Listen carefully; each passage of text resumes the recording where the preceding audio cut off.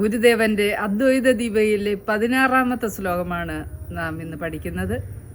ശ്ലോകം ഇങ്ങനെയാണ്: ആത്മാവിലില്ല ഒരഹങ്കൃതി, യോഗി പോലെ താൻ മായയാൽ വിവിധമായി വിഹരിച്ചിടുന്നു.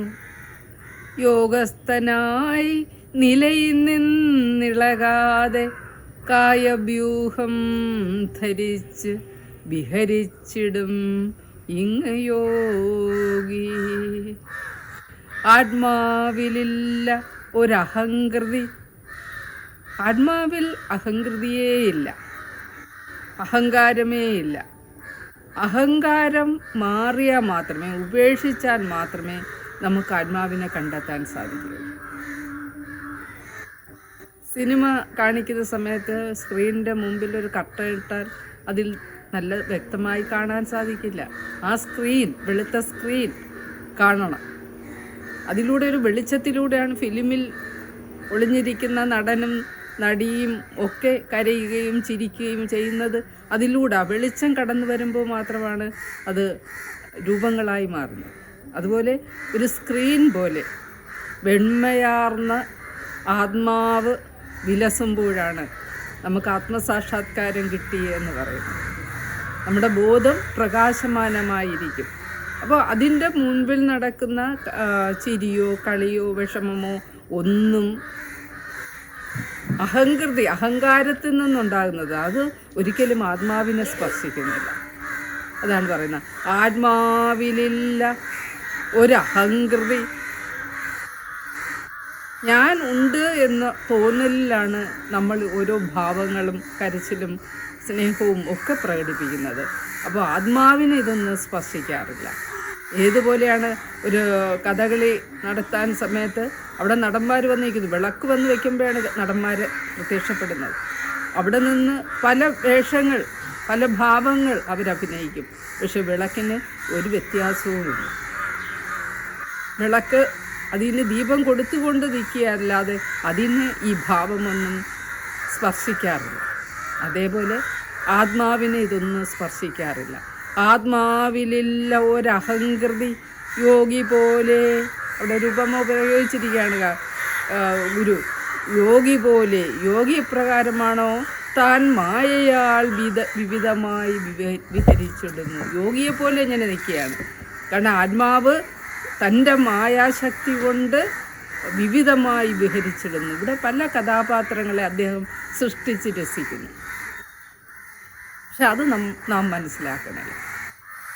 നാം മനസ്സിലാക്കണം. ഒന്ന് തിരിഞ്ഞു നോക്കിയാൽ നമുക്ക് മനസ്സിലാകും, ആത്മാവ് ആണ് ശരിയായിട്ട് നമുക്ക് ആ ദീപം തരുന്നതെന്നും അദ്ദേഹം തന്നെയാണ് തൻ്റെ മായാശക്തി കൊണ്ട് പ്രകടിപ്പിക്കുക. ഒരു കണ്ണാടിയിൽ എപ്രകാരമാണോ നമ്മുടെ പ്രതിബിംബം തെളിയുന്നത്, അതേപോലെയാണ് ഈ മായാശക്തി കൊണ്ട്, ആ മായയിൽ ആ ആത്മാവിൻ്റെ പ്രതിബിംബമാണ് ഓരോ അഹന്തയും.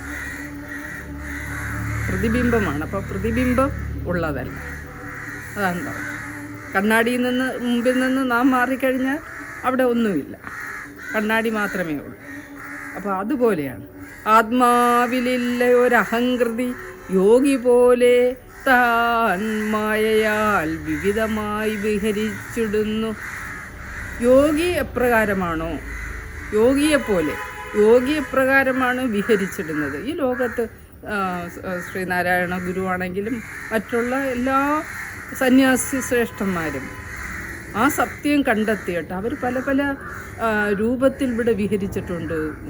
ഒരു സന്യാസി ശ്രേഷ്ഠൻ, കവി, നർമ്മരസികൻ, ധന്വന്തരി, സാമൂഹ്യ പ്രവർത്തകൻ, അങ്ങനെ വിദ്യാഭ്യാസ വിചക്ഷണൻ, മനഃശാസ്ത്രപടു, ഈ രീതിയിൽ പല രീതിയിൽ വിഹരിക്കാൻ കഴിയും.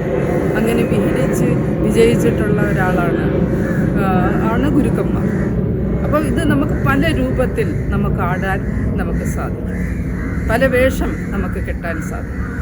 അത് ഒരു ഉദാഹരണം പറഞ്ഞു എന്നുള്ളതാണ്. അപ്പോൾ ആത്മാവ് തൻ്റെ മായാശക്തി കൊണ്ട് ആണ് ഇതെല്ലാം ഉണ്ടാക്കി തീർക്കുന്നത്. ആദ്യം ഒരു പ്രതിബിംബം സൃഷ്ടിക്കുന്നു. ആ പ്രതിബിംബമാണ് അഹന്ത എന്ന് പറയുന്നത്. കൊച്ചു കൊച്ചു അഹന്തകളാണ് ഇവിടെ ഉണ്ടാക്കി വെച്ചിരിക്കുന്നത്. കഴിവുള്ള അഹന്തയ്ക്ക് അതിനെ തിരിഞ്ഞ് നോക്കി അതിലില്ലാതാകാൻ, അതിൽ അലിയാൻ സാധിക്കും. അലിയുന്നതിനാണ് ആത്മസാക്ഷാത്കാരം എന്ന് പറയുന്നത്. അപ്പോൾ എല്ലാവർക്കും അതിനുള്ള കഴിവുണ്ട്. എത്രത്തോളം അഹന്ത കട്ടിപിടിച്ചിരിക്കുന്നു, ആ കട്ടിപിടിച്ചിരിക്കുന്നതിനനുസരിച്ച് പ്രയാസപ്പെടും. ഞാൻ അതാണ് എന്ന് പറഞ്ഞ് പഠിപ്പിച്ച് കഴിയുമ്പോൾ അതിന് മാറ്റം വരും. അതിവിശദമായ സ്മൃതിയാൽ നിങ്ങൾക്ക് അതീത വിദ്യാനിധി തെളിയുന്നു, ഇതിനില്ല നീതിഹാനി എന്ന് ഗുരു പറഞ്ഞിട്ടുണ്ട്. നിങ്ങളുടെ തന്നെ സ്മൃതിയാണ്, നിജസ്മൃതി കൊണ്ടാണ് ഈ പ്രതിബന്ധത്തെ നിങ്ങൾ മാറ്റാനുള്ളത്. വേറെ ആരും വന്ന് മാറ്റിത്തരില്ല. നിങ്ങൾ സ്ഥിരമായിട്ട് നിരന്തരമായ പരിശീലനത്തിലൂടെ പറയണം, ഞാൻ അതാണ്, ആ ശക്തിയാണ് എന്ന്, എന്നിലൂടെ പ്രവർത്തിക്കുന്നത് അതാണ്. അത് കുറച്ച് ദൂരം അങ്ങോട്ട് ചെല്ലുമ്പോൾ, ഉള്ളിലേക്ക് ചെല്ലുമ്പോൾ നമുക്ക് മനസ്സിലാകും അതാണ് പ്രവർത്തിക്കുന്നത്. ഒന്നുമില്ല, നമുക്കൊന്നും ചെയ്യേണ്ട ആവശ്യമില്ല, അതിൻ്റെ ഇഷ്ടമനുസരിച്ചാണ് നടക്കുന്നത്. നമ്മൾ കണക്ക് കൂട്ടുകയൊന്നും വേണ്ട. വയസ്സാകുമ്പോൾ ഞാൻ എന്ത് ചെയ്യണം, അവിടെ പോകണോ, അനാഥാലയത്തിൽ പോകണോ, കുട്ടികളുടെ കൂടെ പോകണോ, ഇതൊന്നും ചിന്തിക്കേണ്ട ആവശ്യമില്ല. ഇവിടെ ഇതെല്ലാം റെക്കോർഡറ്റാണ്. അതിലൂടെ നമ്മളൊന്ന് കടന്നു പോയാൽ മതി ശാന്തമായി എന്നാണ്. അപ്പോൾ യോഗസ്ഥനായി നിലയിൽ നിന്നിളകാതെ കായവ്യൂഹം ധരിച്ച് വിഹരിച്ചിടുമിങ്ങു യോഗി. യോഗസ്ഥനായി നിലയിൽ നിന്നിളകാതെ, കാരണം ഇവിടെ സവികൽപ്പ സമാധിയുണ്ട്, നിർവികൽപ്പ സമാധിയുണ്ട്. സവികൽപ്പ സമാധിയിൽ നമുക്ക് ചെറിയൊരു ബോധം ഉണ്ടാകും. ശരീരമൊക്കെ ആദ്യ കാലഘട്ടത്തിൽ കല്ല് പോലെ ഇങ്ങനെ വരും, പാറ പോലെ. പ്രാണൻ അവിടെ നിന്ന് മാറി, പ്രാണൻ മാറുമ്പോൾ നമ്മളെ ശരീരം മുഴുവനും ഒരു കൽപ്രതിമയായി മാറും. ഒരു ചെറിയ പ്രാണൻ്റെ തുടിപ്പ് മാത്രമേ കാണൂ, ചെറിയ ബോധം. ഉറങ്ങുമ്പോൾ നമുക്ക് ബോധമില്ല, പക്ഷേ ഇത് ഉറക്കം തന്നെയാണ്. പക്ഷേ ചെറിയൊരു ബോധത്തിൽ ഇരിക്കുന്ന ഒരു നിർവികൽപ്പ സമാധിയിൽ ശരീരം കല്ല് പോലെ ഇരുന്നു കൊണ്ട് പിന്നീട് ഒന്നും അറിയില്ല, ആ ചെറിയ ബോധവും നഷ്ടപ്പെടും. ഇവിടെ അതാണ് പറയുന്നത്. കാരണം ആ നിർവികൽപ്പ സമാധിയിൽ യോഗസ്ഥനായിരിക്കുന്ന സമയത്ത്, സമാധിസ്ഥനായിരിക്കുന്ന സമയത്ത് നിലയിൽ നിന്നിളകാതെ സമനിലയിലാണ്, ചലിക്കുന്നില്ല, മനസ്സില്ല, ഒന്നുമില്ല, ബുദ്ധിയില്ല, അഹങ്കാരമില്ല. അപ്പോൾ ഇളകാതെ ഇരിക്കുമ്പോൾ നിന്നിളകാതെ കായവ്യൂഹം ധരിച്ച് വിഹരിച്ചിടും ഇങ്ങു യോഗി. കായവ്യൂഹം ധരിച്ച്, ശരീരവ്യൂഹം, ശരീരത്തിൻ്റെ കൂട്ടം ധരിച്ചുകൊണ്ട് വിഹരിച്ചിടും ഇങ്ങു യോഗി. ഇവിടെ വിഹരിക്കുക തന്നെ ചെയ്യും. സ്ഥൂല ശരീരം, സൂക്ഷ്മ ശരീരം, പഞ്ചഭൂത നിർമ്മിതമായിട്ടുള്ളതാണ് സ്ഥൂല ശരീരം. നമ്മൾ മരിക്കുന്ന സമയത്ത് ആ ശരീരം മാത്രമേ നഷ്ടപ്പെടുകയുള്ളൂ. 17 തത്വങ്ങളുള്ള സൂക്ഷ്മ ശരീരം ഏത് പൂജ ചെയ്താലും മാറില്ല. നമ്മളിവിടെ ജീവിച്ചിരിക്കുമ്പോഴാണ് അതിനെ മാറ്റിക്കളയാനുള്ളത്. പഞ്ചേന്ദ്രിയങ്ങൾ, കർമ്മേന്ദ്രിയങ്ങൾ 5, 10 ആകുന്നു. 5 പ്രാണൻ, അപാനൻ, വ്യാനൻ, സമാനൻ, ഉദാനൻ. 5 പ്രാണൻ, മനസ്സ്, ബുദ്ധി. അങ്ങനെ 17 തത്വങ്ങളുള്ള സൂക്ഷ്മ ശരീരം നഷ്ടപ്പെടുന്നില്ല. അതുകൊണ്ടാണ് വീണ്ടും ജനിക്കുന്നു എന്ന് പറയുന്നത്. നമ്മുടെ മോഹങ്ങളും ആഗ്രഹങ്ങളും ഒക്കെ ഉണ്ടുകൊണ്ട് നമ്മൾ വീണ്ടും ജനിക്കുന്നു. ഇതെല്ലാം മാറ്റിക്കറിഞ്ഞ ഒരു യോഗിയെ സംബന്ധിച്ചിടത്തോളം പിന്നെ ജനനമില്ല. ഇവിടെ പ്രകാശമായി നിലനിൽക്കുക മാത്രമാണ് ചെയ്യുന്നത്. നിശ്ചലമായ അഖണ്ഡമായ ആ സത്യത്തിൽ ചെന്ന് ഉറച്ചിരിക്കുകയാണ് ചെയ്യുന്നത്.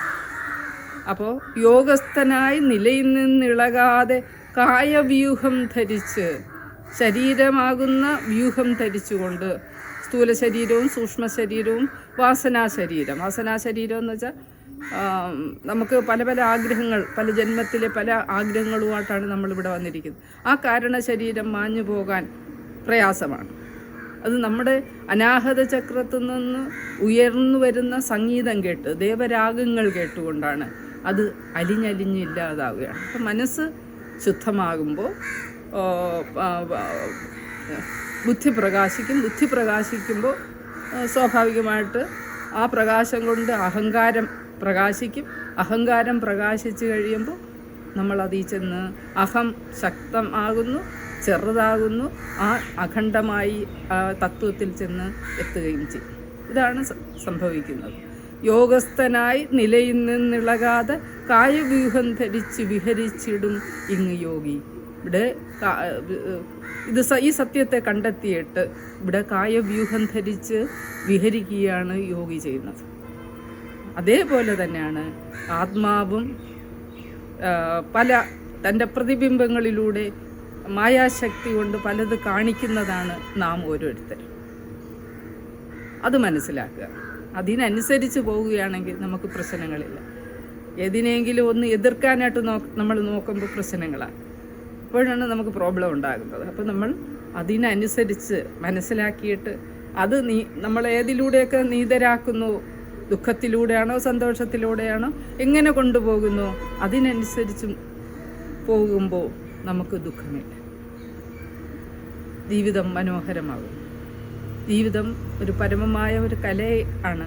ആ കലയിലേക്ക് എത്തിച്ചേരാൻ എല്ലാവർക്കും കഴിയട്ടെ.